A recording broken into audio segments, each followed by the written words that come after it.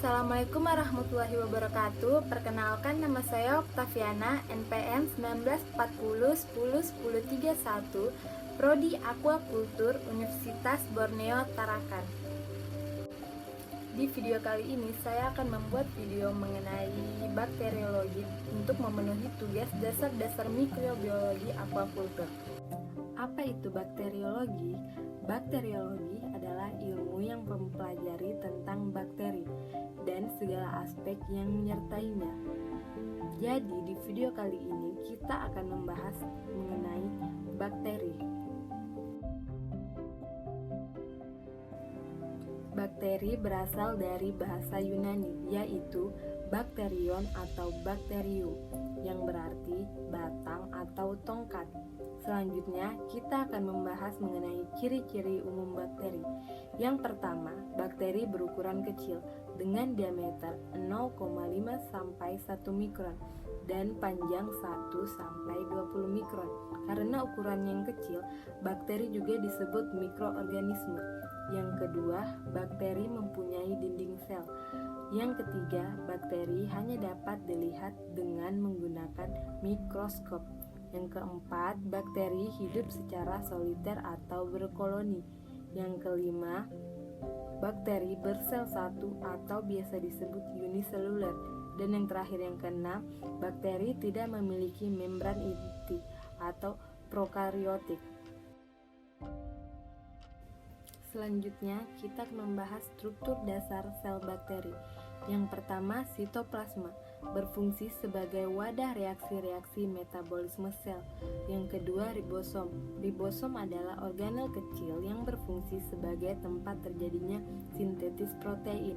Yang ketiga, DNA. DNA berfungsi sebagai materi genetik yang sebagian besar untuk penentu sifat metabolisme bakteri dan menentukan sifat fertilitas patogen serta ketahanan terhadap suatu antibiotik.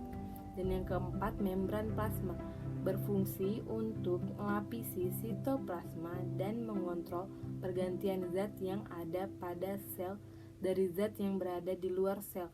Yang kelima, dinding sel. Dinding sel berfungsi untuk melindungi sel supaya tak mudah rusak di daerah yang mana terdapat tekanan osmotik yang lebih kecil dan juga untuk mempertahankan bentuk sel bakteri. Yang terakhir, yang keenam, ada kapsul. Kapsul berfungsi untuk perlindungan diri dari sistem imun sel inang. Pertama ada bacillus atau batang, yang kedua ada coccus atau bola, dan yang ketiga ada spirillum atau spiral. Bakteri yang menguntungkan. Tahukah kamu bahwa baru-baru ini telah ditemukan bakteri yang dapat menguraikan kelajuan limbah elektronik menjadi emas murni? Bakteri ini bernama Cupriaphidus metallidurans, ditemukan di University Adelaide oleh Frank Wright. Dalam hasil risetnya mengungkapkan bahwa bakteri itu dapat mengubah senyawa emas klorida yang bersifat racun menjadi emas berharga. Bakteri yang menguntungkan selanjutnya ada Lactobacillus acidophilus. Bakteri ini bermanfaat untuk menurunkan kolesterol jahat dan mengatasi diare. Yang kedua ada Lactobacillus reuteri. Bakteri ini biasanya terdapat di ASI. Bakteri ini berkhasiat untuk mencegah sembelit atau diare yang menyerang anak. Bakteri ini juga dapat meningkatkan daya tubuh anak. Yang terakhir ada Rhizopus oligosporus. Bakteri ini biasanya terdapat dalam olahan tempe, bermanfaat baik untuk jantung dan anti penuaan. Selanjutnya ada bakteri yang merugikan. Yang pertama ada Salmonella typhosa, adalah bakteri yang menyebabkan penyakit tipes. Yang kedua ada Mycobacterium tuberculosis, adalah bakteri yang menyebabkan penyakit TBC. Dan yang ketiga ada Staphylococcus dan Achromobacter, adalah bakteri yang menyebabkan pembusukan pada daging dan ikan. Peran bakteri dalam dunia perikanan. Bakteri berperan penting dalam dunia perikanan karena dalam 1 liter air laut diperkirakan terdapat 1 miliar bakteri dan organisme bersel tunggal lainnya. Dalam dunia perikanan, bakteri dibutuhkan untuk mengendalikan kualitas air yang sesuai untuk tumbuh kembangnya ikan.